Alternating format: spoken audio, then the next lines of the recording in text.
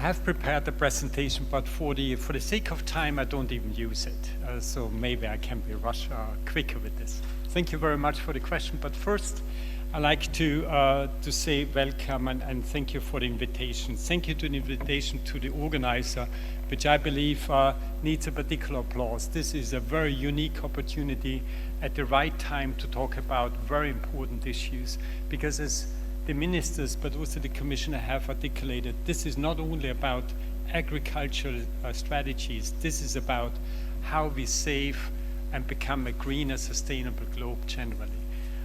So thank you very much. I would like to summarize briefly the challenges as I see them, and then try to touch back to the question, how do we finance all of this? Because if I look at the Farms to Fork strategy, it's not only about to create a robust and resilient food supply chain, but also, and this is what you hear more and more, and this is obviously part of the Green Deal, how can we shorten the supply chain more generally? If you look how many kilometers food travels and how many hands touch the food before it arrives in your plate, it's outrageously, and the numbers need to shorten. But at the same time, the question is, how can we support with investments, smart investments, that the agricultural and primary sector is reducing its environmental impact. Just to give you one figure, the agricultural sector is contributing 20% to the CO2 emissions. This is the second largest contributor after the energy sector itself. At the same time, it produces 30% of the global greenhouse emissions. But, and this is equally to be said, and it was already mentioned by the commissioner, and Greece is indeed a front runner. Only 7.3% of all European farmland is cultivated according to the principles of organic farming. Now, if you look at our intake, energy intake, 12 plants make 75% of our human calories. 12 plants. It's amazing. 33% of our food is wasted, and only 1 out of 10 farmers is younger than 40 years. Now we have all these challenges with digitalization, artificial intelligence. How can we expect a farmer in the age of 65 or 70 to transform himself to adapt to these technologies? So to bring young farmers, and this was very important what Minister Livanos said, to bring young farmers into the equation is critical in order to be successful. Now, as I said before, the Green Deal is setting the parameters, is setting the guidelines of how we do farming tomorrow. And as I said, without changing farming sustainably, we will not meet any of the green targets which we have laid out ourselves. In this respect, I believe agri-tech is the key to success. Why is it the key to success? Because at the end of the day, it will give us greater food security. It will give us greater security when it comes to the crop protection, but it will also give us higher diversity in the agricultural production itself. Now, the big question is, how can we finance all of this? The commissioner said, and this is indeed an enormous achievement, and there's really an applause to Brussels and the commissioner, that we were able to increase the CAP volume by about 22 billion. But there's still this number of 350 more or less is marginal if I look at the challenges I've just articulated. And therefore the question is, and here I would like to introduce briefly the organization I'm working for. Firstly, I have to say the Commissioner is a shareholder in the European Investment Fund with about 30%.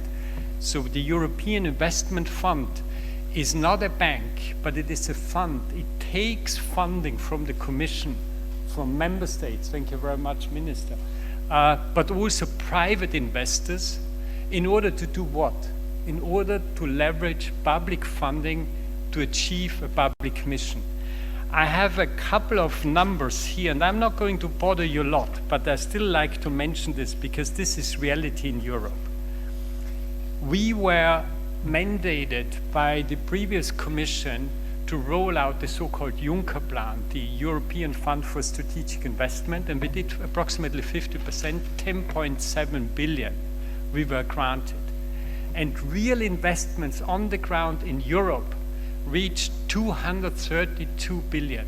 So this is a 21 times the monies we were given, creating impact on the ground. And these are the figures which we need in order to overcome this enormous challenge. So the FC, the European Fund for Strategic Investment, we leveraged 20 times.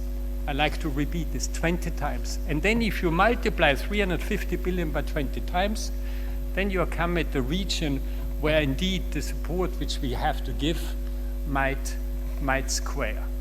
Now I would like to say and leave a bit as a message, Farm to Fork strategy, I believe strongly, should follow a strategy of grants to financial instruments.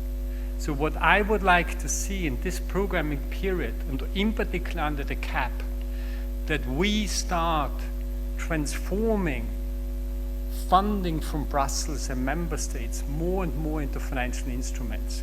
The good news is that the regulation which the Commission has tabled allows also for the combination of grant money with financial instruments. That's the first time that we have such a strong regulation. And I would like to invite all member states to really look sharply into the possibility of using more financial instruments. Minister Livanos mentioned this before. 30% of the Greek eligible farms take 90% of the resources. And I guess this is true throughout Europe. I'm almost certain, I don't know the figures by heart. But in order to give the others also what they need to do this technology change, to move into the digital age, I guess the financial instruments is critical. Now what we also have done under the Juncker Plan, under the European Fund for Strategic Investment, forgive me that I still refer to the Juncker Plan, we were pioneering various sectors and financial instruments. So for instance, under the European Fund for Strategic Investment, we engineered financial products together with the French government, the so-called INAF, experimenting what would work to attract young farmers to become farmers, to attract young people to become farmers. What would we need to do in order to attract more alternative farming? And I guess together with the French government, we have developed a fairly good recipe of what works and what doesn't work. And at the same time, we have developed in Italy and in Greece these financial instruments. And indeed, the minister, who is very outspoken, and I like this, when we met about 2 weeks ago here in Athens, he said, Hubert, what do we have to do in order for the banks to use this funding? And I guess this is our joint challenge. We need to handhold the banks in order to help them to market these products to the right eligible enterprises, farms, and agribusinesses. There's also a need on our side to support our financial intermediaries, the banks. Then there's another point which is equally important. When we look at farming, we often look at farming as a sector which should be bank financed. I guess in the good old world, this is correct. But when we look at the new challenges, digitalization, artificial intelligence, we need venture capital. And I guess this is critical.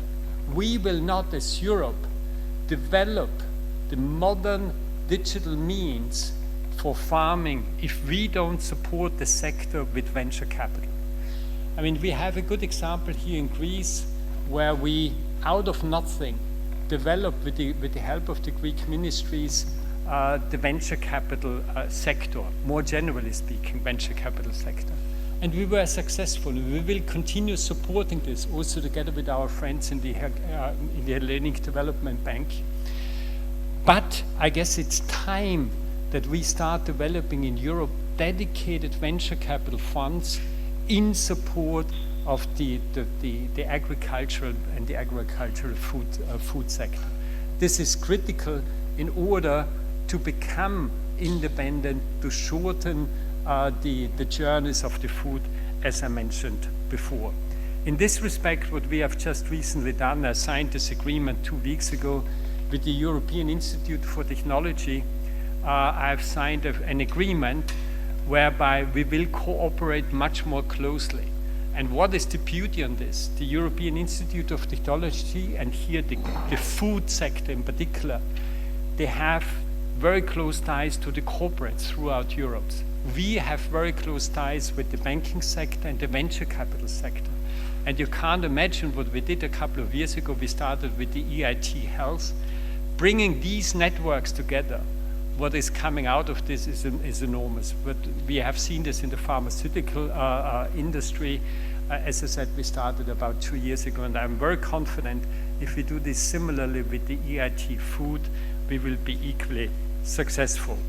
So I don't want to be pessimistic, but just looking at Greece, after the financial crisis, COVID measures, the Greek farmers in particular, they are suffering not only because they are relatively small, but their problem is they are not really bankable today the way we see it. And therefore we have to help them with our product so that the banks really extend lending. Because banks still, and forgive me if I say this here, banks still do asset-based lending. You give me an asset, I lend against it. But banks do not necessarily understand and to go into the deep dive of understanding the business plans. And this is what we will have to support. We will have to give them some hand-holding in taking on risks which otherwise they would not take. And this is what our products really aim for. So it's really a change in the mindset. Move away from asset-based lending, move away from only taking a collateral which then you finance or partly finance, but go into really understanding the business plan. I appreciate the banks need support from this, and this is where the Commission, ourselves, but also member states can help with the smart design of financial products. In addition, it was mentioned before, I guess we also need to help the farmers to understand how they can diversify not only their revenue, but their business model more generally. And here I say it, I didn't want to say it, but I'm in my private life also, I'm also a small farmer with 5 hectares. And it's quite amazing what you can achieve. I have a permaculture in Austria, I have and the guest house, and it's interesting how you can indeed diversify your revenue when you combine this in a smart way. People are very interested in alternative farming.